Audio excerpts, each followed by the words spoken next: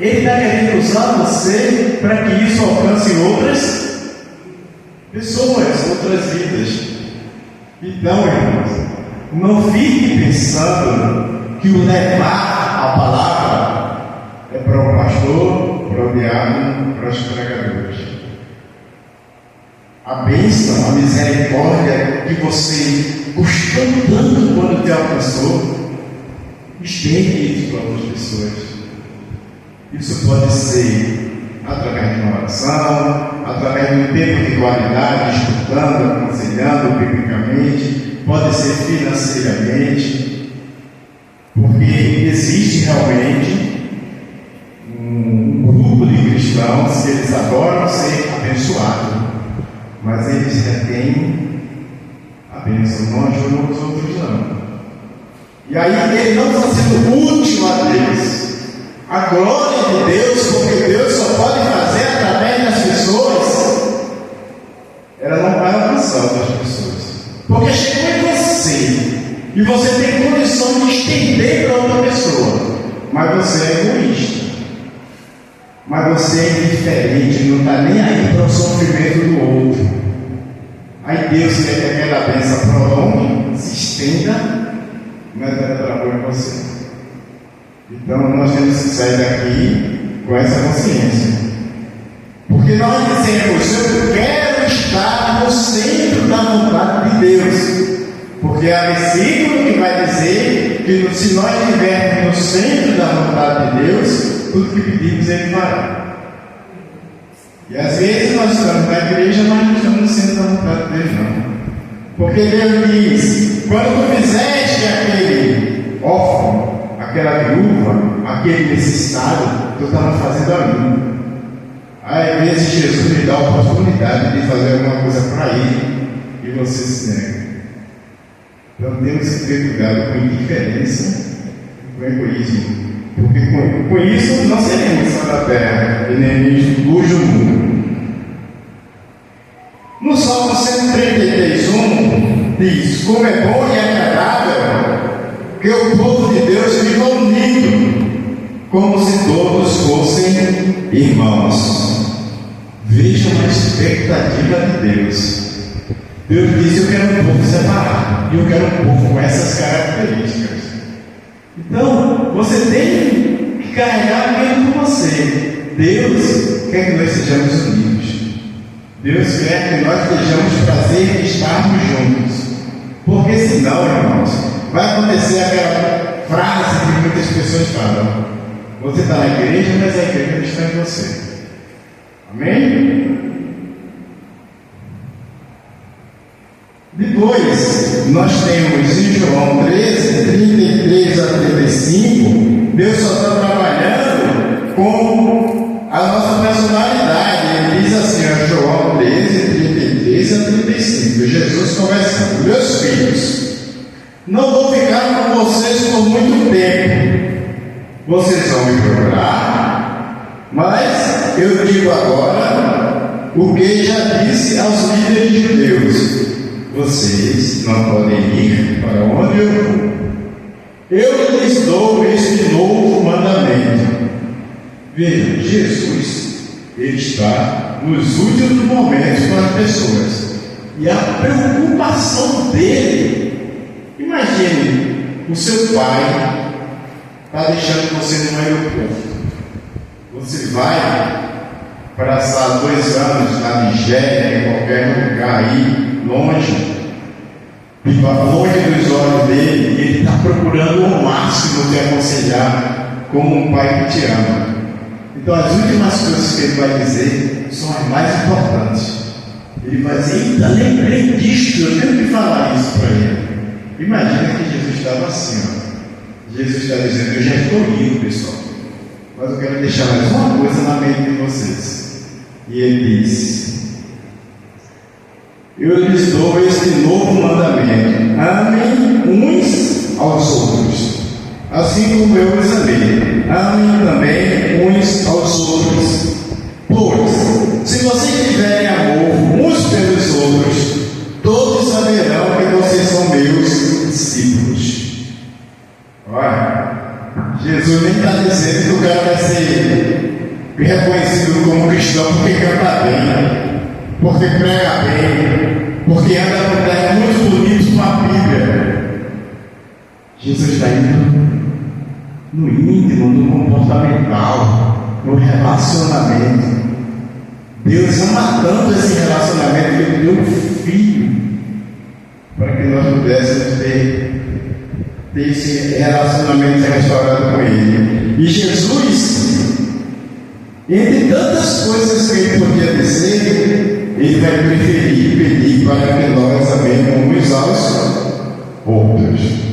E Ele diz: olha, assim como eu amei, como foi que Jesus amou? Qual foi a intensidade? Qual foi a profundidade do amor de Jesus? Ele chegou a dar a própria. E como é que nós possamos ser indiferentes e egoístas que não podemos ajudar o nosso próximo? Se tiverem amor um pelos outros, todos saberão que são meus discípulos. Então,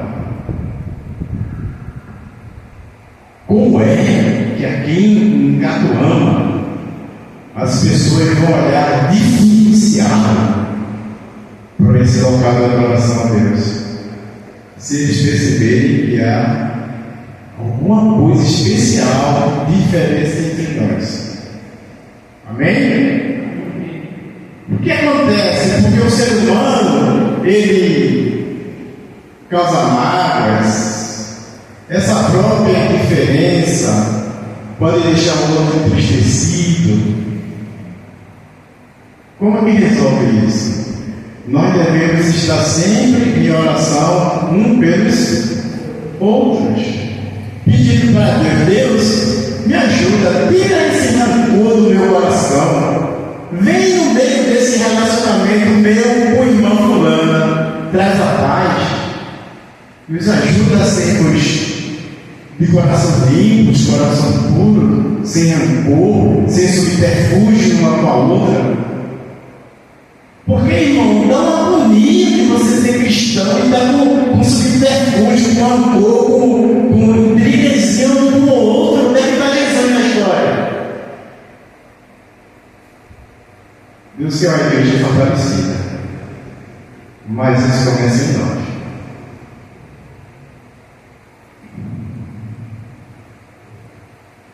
Em Gálatas 6:2, vejam como ele só se preocupa com o nosso caminhar junto. Ele diz: ajudem uns aos outros, e assim vocês estarão obedecendo a lei de Cristo. Ajudem uns aos outros, e assim vocês estarão obedecendo a lei de Cristo.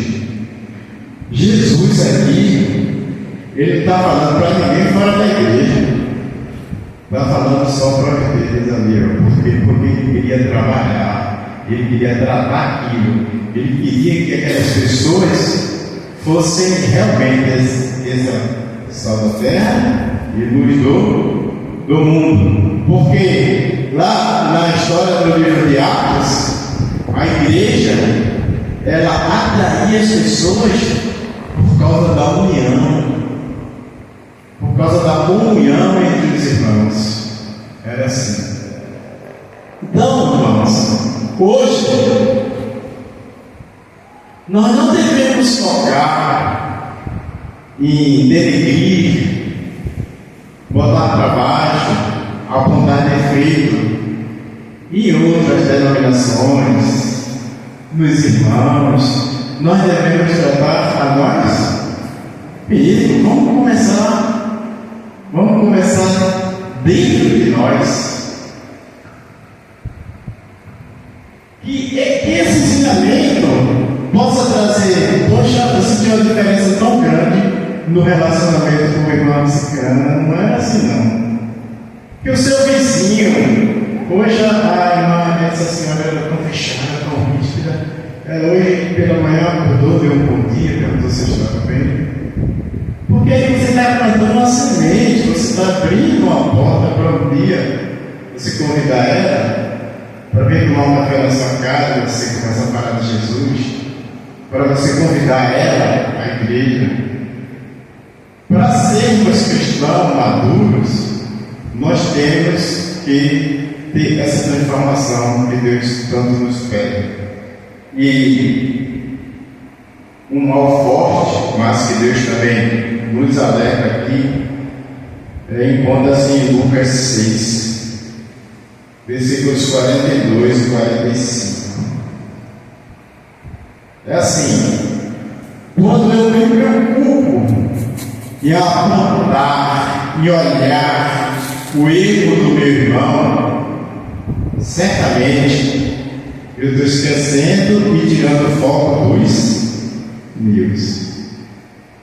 Só que todos nós temos problemas, todos nós não conseguimos entregar a nossa vida completamente a Jesus para fazer tudo conforme Ele pede.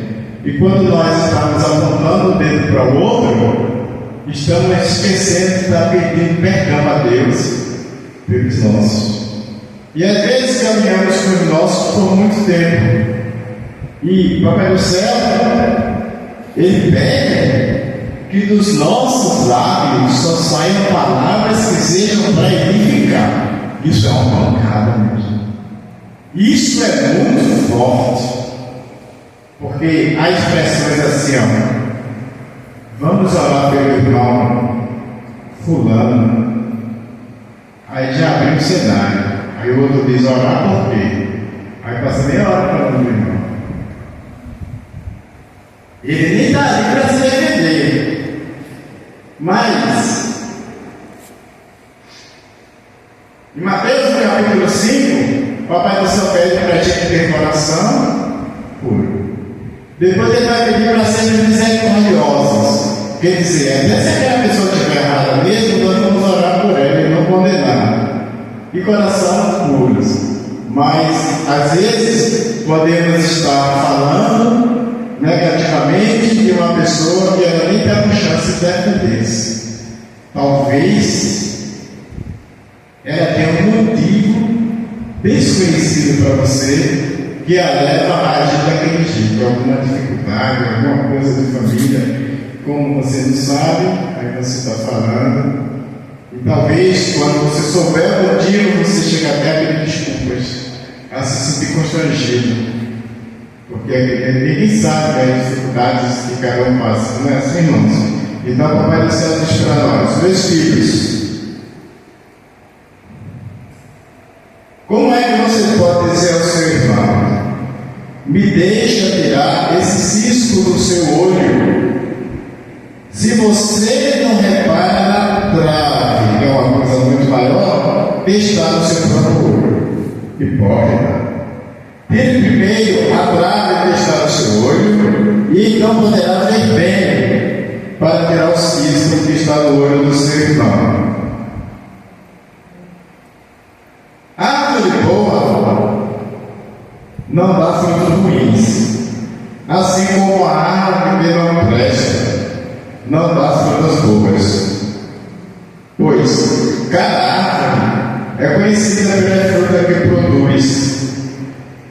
Não é possível colher figos de espinheiros, nem colher uvas de pés de ortiga. A pessoa boa tira o bem do depósito de coisas boas que tem no seu coração, e a pessoa má tira o mal do depósito de coisas más, pois a boca fala do que o coração está cheio. Mas, como reflexão final, irmãos, lembre-se que a palavra de Deus ela é poderosa para transformar. E que o engano é pior do que o erro. Quando você erra e alguém vai e te mostra que você está errado, você cai em si que realmente aquilo não está dentro dessa expectativa de Deus, e você pode mudar o caminho, arrepender e fazer diferente. Quando você está enganado, o engano vai você achar que você está certo. E aí, quando uma pessoa está no engano, você tenta levar luz para ela através da palavra de Deus, mas ela não vai aceitar. Como que resolve isso? Resolve isso em oração, poder da oração. Olha, quando você começa a perceber tantas situações que não dá para resolver no 1 a 1, na conversa francamente, aí você começa a perceber o poder da intercessão. Você pode estar 6 meses orando pelo irmão, nem precisa saber. Lembre de uma coisa: quando você está orando, quem se achegou aos pés de Deus foi quem? Foi você. Você está sendo abençoado porque você está demonstrando amor e cuidado por outra pessoa. Você está sendo abençoado porque você está mostrando sua dependência de Deus e dizendo a Ele: eu confio em Ti e sei que Tu podes resolver, porque não é possível para Ti. Então, irmãos, vejam 2 cenários. Uma pessoa que resolveu orar pelo outro e foi a Deus e está junto com Deus e bota até um louvor junto a Deus, o coração dele como está. Olha o pensamento bom que ele dá em relação ao outro. Agora imagina do outro lado o irmão que resolveu fazer comentários negativos, de sair parando para os outros irmãos para queimar a imagem daquele irmão, de ficar dizendo para da raiva, de condenação, que está na igreja, mas não quer muita conversa com aquele irmão.